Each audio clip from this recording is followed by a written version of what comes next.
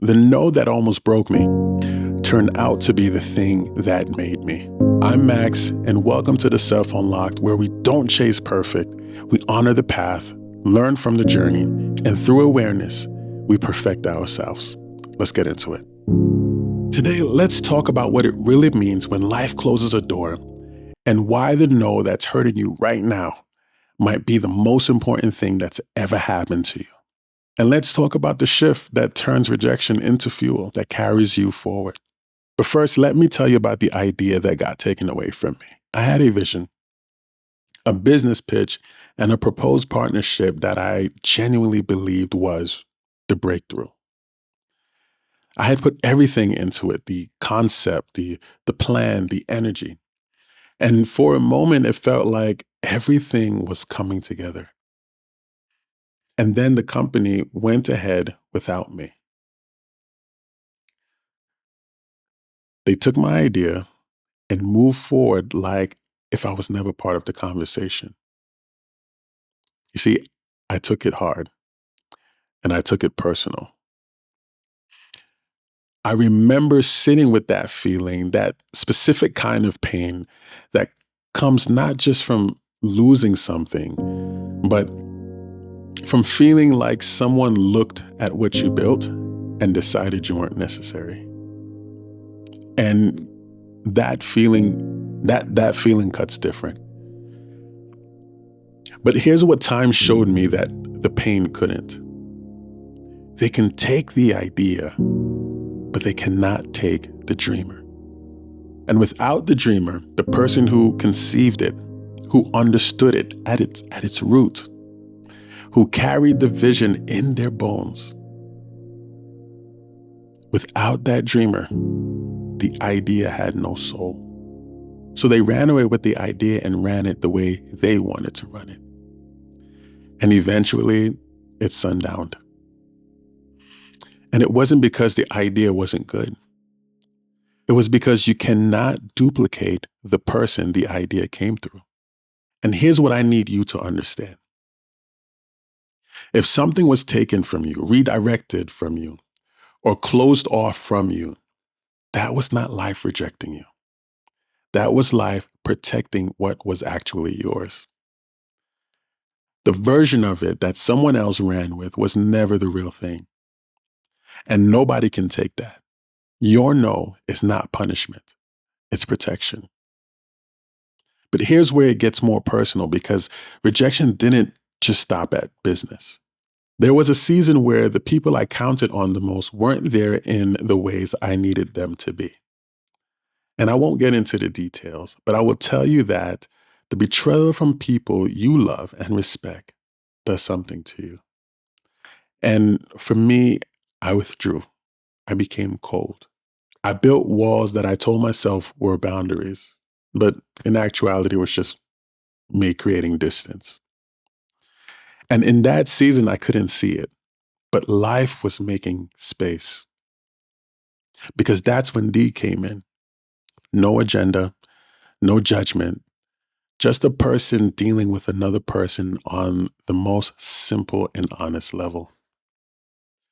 She didn't need me to perform or prove anything. She was just present.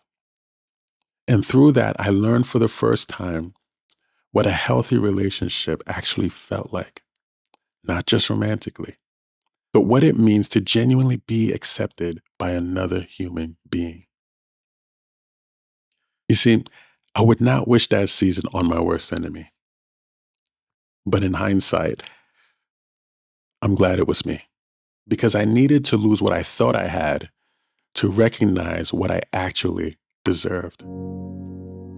That is what some of life's no's are doing. Life's not closing doors to ruin you. It's clearing the space for what is actually meant for you. And sometimes what's meant for you is so much better than what you are holding on to, that if life had let you keep it, you would have missed out on everything that was waiting. But none of that makes sense in the middle of the pain. And that's where the real work begins. Now here's the shift that held everything together for me. I had to understand that rejection is always filtered through someone else's experience, their fears, their imagination, the box they've built around what's possible. And when someone tells you no to your idea, your vision, your dream, they are not measuring your potential. They are measuring it against their own ceiling. And I believe, genuinely believe, that some dreams are not random. Some visions are divinely inspired, placed in you specifically, because you are the one that is meant to carry them. And if that's true, then your struggle, your rejection, your detour, none of it was a surprise to the source that gave it to you in the first place. And that realization humbled me. Because once I understood that my experience was not a surprise to God, I could not justify sitting in this victim mindset anymore. And it's not because the pain wasn't real, but because the posture didn't align with who I was being called to be. And it didn't align with the trust I claimed to have. So I had to stop leaning on my own understanding and trust that I was supported, even when I couldn't see it, even when it didn't make sense, even when the people I expected to show up didn't. And the moment I made that shift, something in me settled. Not because everything got easier, but because I stopped fighting the process and started trusting it. I didn't need to convince anyone anymore. I didn't need the validation, the cosign, or the room to be excited.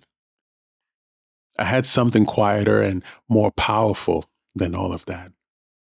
I embodied the saying, I could show you better than I can tell you. And that energy is what I want you to carry out from this video.